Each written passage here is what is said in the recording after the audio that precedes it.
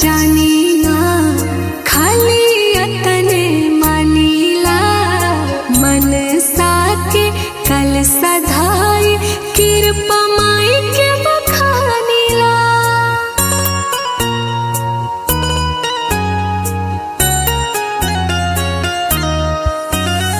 पूजा जप तप जानी ना खाली अतने मानीला मन साके कल सधाई कृपा माई के बखानीला।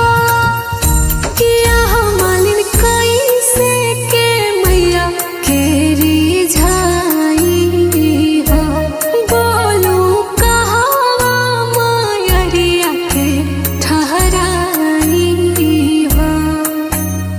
हमारे झोपड़िया में आइली मायरिया कथी के आसनिया दसाई हो।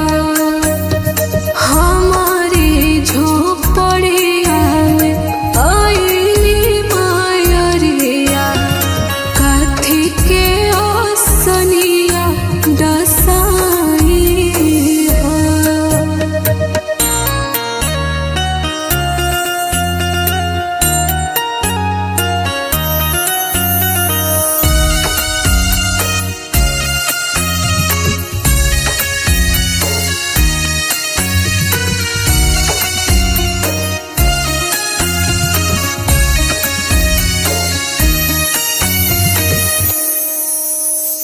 पाँचे जोड़ा